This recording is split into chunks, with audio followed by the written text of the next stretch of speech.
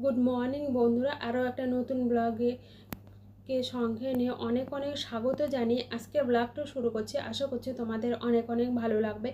আর আজকে লেগে পড়েছি, পুরো ঘর ঝাড়াঝুড়ি কমপ্লিট হয়ে গেছে। আর আজকে লাস্ট আমার ঘরটাকে ঝাড়ার জন্য লেগে পড়েছি সকাল সকাল। আর ওদিকেও সকাল সকাল না, উপরে কাজ সবগুলো ছেড়ে এসে তারপরে কিন্তু আমার ঘরে লেগে পড়েছি। তার আগে ঝুলটা ঝেড়ে নিয়েছি, এগুলো সবগুলো ঝেড়ে নিয়েছি। পর্দাগুলো দেখতে পাচ্ছ, পর্দাগুলো জানালাতে নেই। পর্দাগুলো কেচে কেচে দেইনি, মানে ভিজিয়ে দিয়েছি, ওগুলো কেচে দেবো। আগে গরম জলে ভিজিয়ে দিলে কি বলো তো, তাহলে কি হয়তো নোংরাটা উঠে যায়।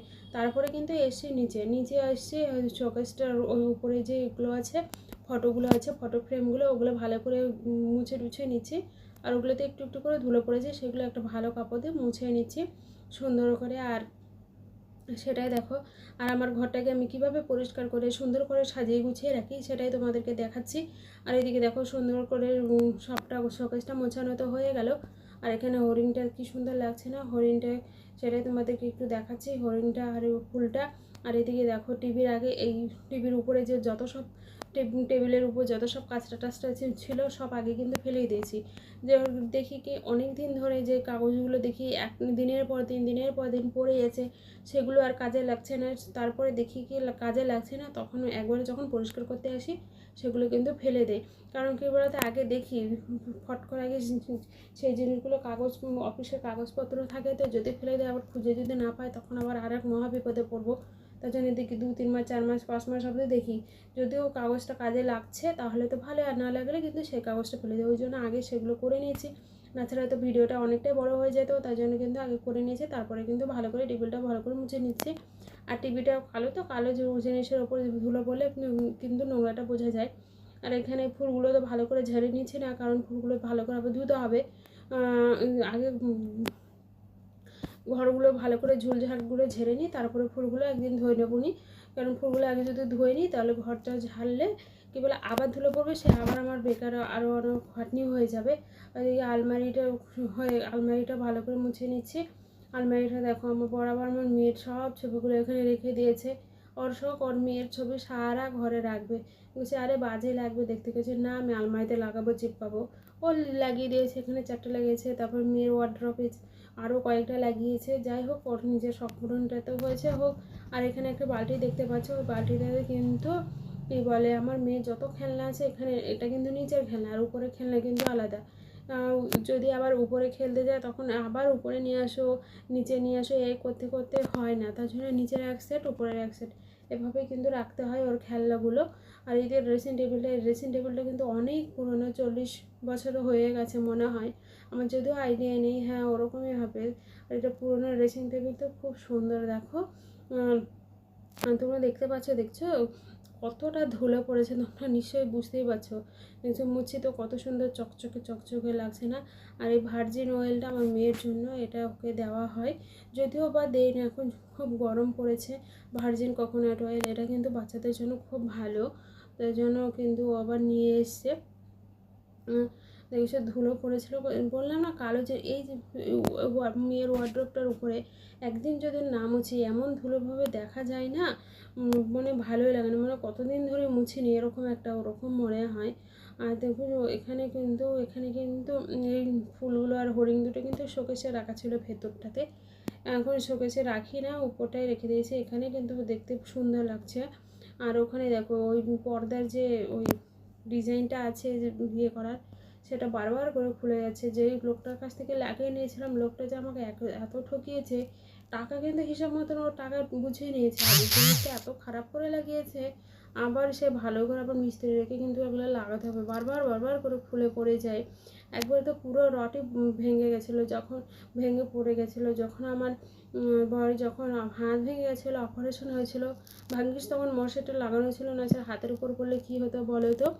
আর তার জন্য ভালো করে ডেকে নিয়েছে, এত লোকজন বাজে না, একটা কাজ যে করে নেবো তার উপায় নেই, ভালো করে দেবে।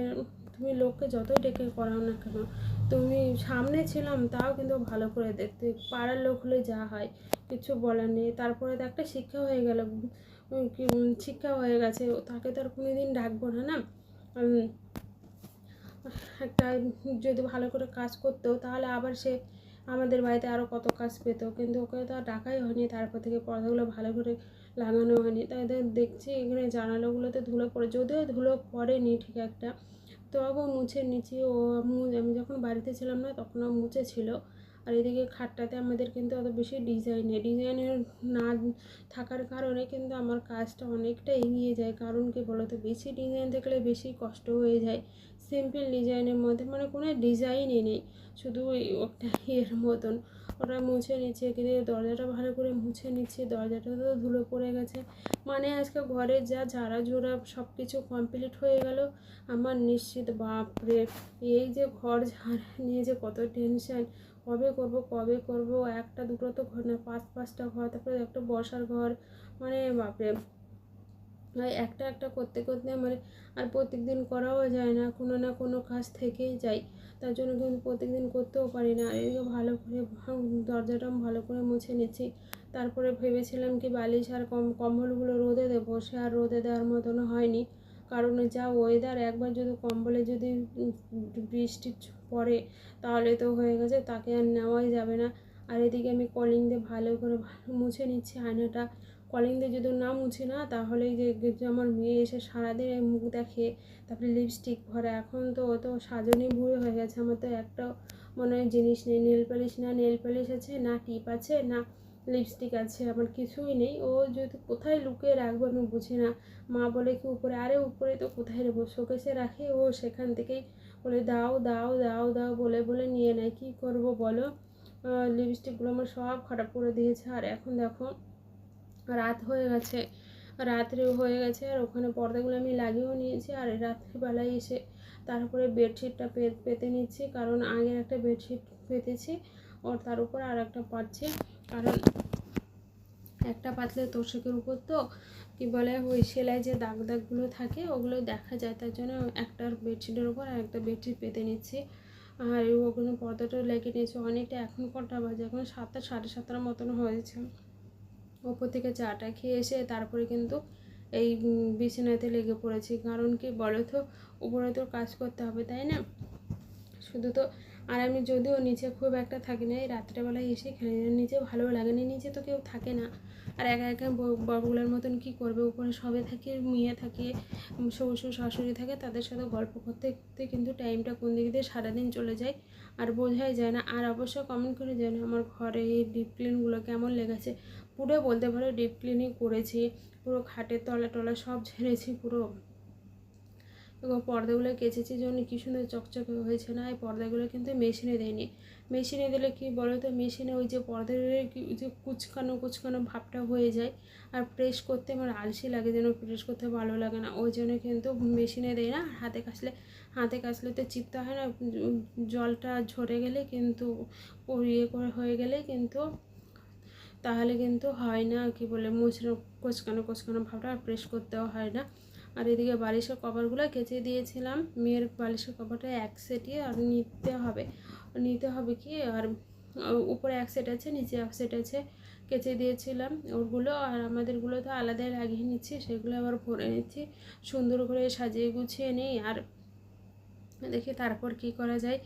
মানে আমি একটা নিশ্চিন্ত হয়ে গেলাম কি, পুরো পুজোর আগে আমার মহালয়ার আগে পুরো ঘর বাড়ি ঝাড়া পোছা কমপ্লিট। যদিও এটা মহালয়ার পরে ভিডিওটা যাবে, কিচ্ছু করার নেই।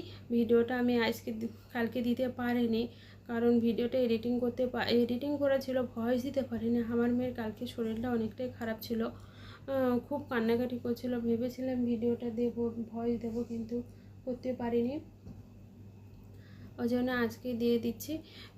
আর অবশ্য কমেন্ট করে জানিও আর আমার ঘর সাজানো, এই ঘর পরিষ্কার করা ভিডিওটা কেমন লেগেছে। আর দেখো এখানে তোমাদের সঙ্গে কথা বলতে বলতে কিন্তু আমার সমস্ত কাজ করা হয়েও গেছে। আর এদিকে বালিশের কভারগুলো কিন্তু ভরানো হয়েও গেছে। আর সুন্দর করে কোল বালিশের কভারটা, আর এই কোল বালিশের কভারটা অনেকটাই বড়। এই বেডশিটটার বয়স কত হলো বলো তো, প্রায় 9 বছর হয়ে গেল। 9 বছরে কিন্তু এখনোই কিচ্ছু হয়নি আমার বিয়ের। এগুলো বেডশিটটা এখনই কিন্তু কালারটা দেখেছো কত সুন্দর। আমি নিচেটা দেখলে বেডশিট কিনি না, এখনই ওগুলোই আছে, ওগুলোই দিয়ে আমার হয়ে যায়। আর দেখো পুরো ঘর কমপ্লিট। আর দেখো কি সুন্দর করে সাজানো গোছানো হয়ে গেছে। আর তোমাদের বারবার করে বলছি, ভিডিওটা কেমন লেগেছে অবশ্যই কমেন্ট করে জানিও। আর ভালো লাগলে লাইক, শেয়ার, কমেন্ট এবং সাবস্ক্রাইব করতে ভুলো না।